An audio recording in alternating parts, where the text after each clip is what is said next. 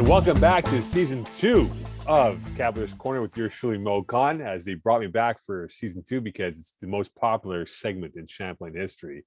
So we welcome back this new season. Of course, COVID-19 now behind us, hopefully, fingers crossed, as we're well underway here with the varsity sports. And our first guest, a returning guest, as he led off last year's Cavaliers Corner, the football head coach for the Champlain St. Lambert Cavaliers, Shawn Mayne. Shawn, good afternoon to you. How you doing? I'm great. I'm good looking. That's how I see myself in today's day and age. Oh, my Lord. Okay. Shawn, let's dive into it. Football's back. 1 year ago when we last conversed about this, we were unknown of whether or not sports would ever come back, and thankfully it has come back with multiple varsity sports across the board. How has it been for you guys getting the sport of football back and running since August with training camp up till now in October? I'll tell you the truth that it started off a little rocky, the fact that we've been off for a whole year, essentially, guys kind of haven't been hitting the gym and everything like that. So our season started off not the way we expected, with 2 losses. But once guys start getting in the groove and things start turning around, we're on a 3-game winning streak and everything's gravy for us at the moment. So let's talk about that. Guys come into camp a little bit out of football shape, not the most ideal situation. Was it one of those where it was more like, let's get the cardiovascular up before we start doing the pads and hitting that would come with it? Oh, for sure. It was everything. I mean, they haven't been running. Some guys haven't been lifting. So coming in as a coaching staff, we're a little bit worried about, injuries and, hamstrings. I mean, you watch the CFL, it seems like Achilles injuries are all over the place. So we're worried about that. So it's just about trying to gauge the transition and get the guys back into it. All right, so let's dive into the season. You guys are having games broadcasted. First game of the year. Unfortunately, Lionel beats you guys. So you guys start off 0-2 with a loss to Lionel and a close one to Huntsick. Was there any, pessimism within the ranks that, hey, coming off of COVID, this might be one of those years where we might be 2-6 or we might be 0-8, given that we lost 2 weird games in the first 2 weeks of the season?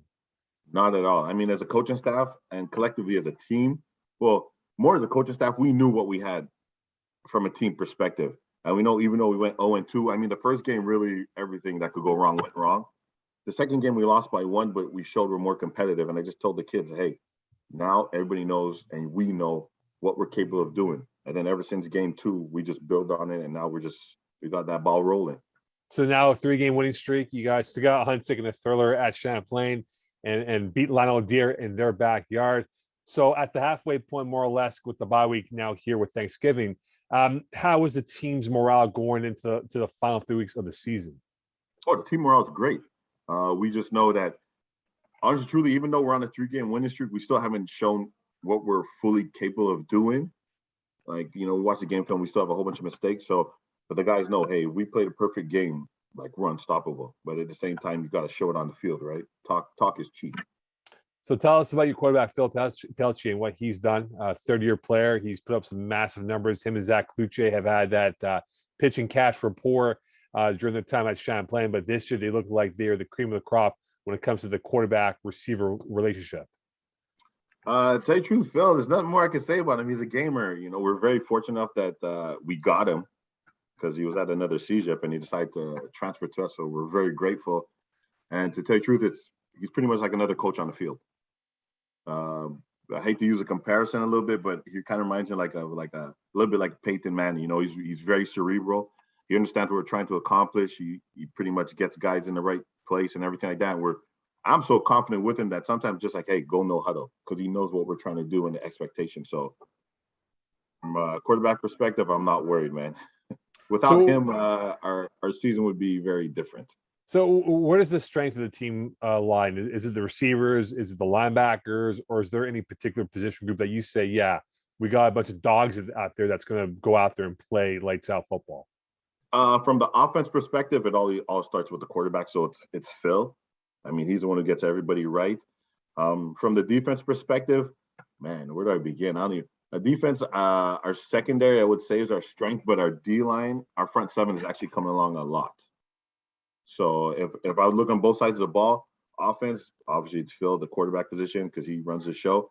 Defense, I would say it's our secondary, which is allowing the front 7 to kind of develop and come about. We move along here. You got 3 more games left. Has the team's mindset kind of peaked towards playoffs that, hey, maybe we could be hosting a playoff game if things fall away, given that now you have a tiebreaker over a Huntsick, and if things really go your way, Lionel Deer could lose a game or two, then maybe you guys can jump into the number 1, if not 2 spot? The honest truth, playoffs, yes, but where we would land, it's pretty much out of our control. The fact that we didn't beat Lanaudière by 31 because of the point spread, if it's a tiebreaker, we pretty much know that we don't know where we're going to end up. So we pretty much take everything week by week. And to tell you the truth, whoever we play, we play.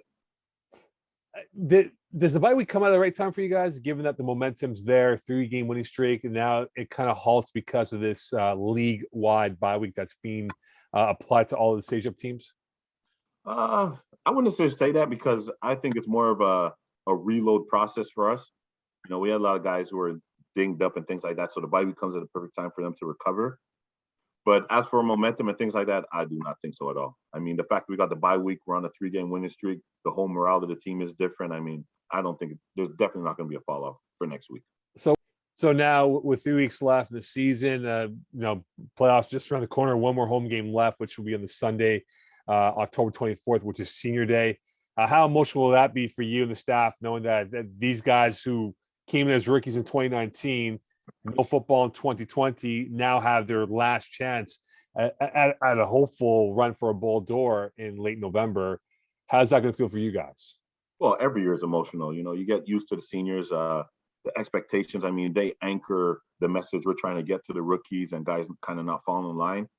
So from that perspective, it's always emotional. But for us as a staff, the way we kind of handle that is, hey, we know the seniors we have, the job they've done. So for us, we just say, we give back by saying, all right, let's find them a home at the next level. So with 1 more home game left, you guys have had some strong crowds coming out for the Friday night games and, of course, the Sunday afternoon game back in September. How important is that going to be to have a strong crowd out for this game, and obviously to hopefully make a run that if you win out, you could be hosting a playoff game in early November? It's huge. It's huge whenever you have the fans there. You know, once you start getting a little momentum, then you hear the fans cheering it. You just build off it. Like, football is such a game about momentum that it's huge, man. We always encourage the fans to come out, family and everything like that, make as much noise as possible, and we just vibe off that energy. Shawn, final words here in terms of what's coming up here. 3 weeks, again, 3 weeks to go, 1 more home game left. You can sort of feel the excitement building up here with this program that maybe this can be something of a special run for them moving towards November. Oh, for sure. I mean, for us, like I said, as a coaching staff, we kind of know what we have. We're 100% excited. Like I said, it all starts with our quarterback Phil on offense to get things going. And like, let's be real, the league knows about Phil. The league knows about us. We're on a 3-game winning streak. We're probably, I say we're the one team nobody wants to play against. And we're just excited. Shawn Mayne, thank you so much for joining us here on Cavaliers Corner. Best of luck to you and your team. And don't forget, come out to the season finale, the Senior Day. That's going to be on October 24th, Sunday against, it will be Shawinigan, not Victoriaville or Drummondville. That's coming to Seaway for Senior Day, October 24th. And we'll look forward to having that game on Cavs TV. So, Shawn, thanks so much. Best of luck to you and the guys, and we'll see you soon. Appreciate it. Thanks for having me on. Thank you.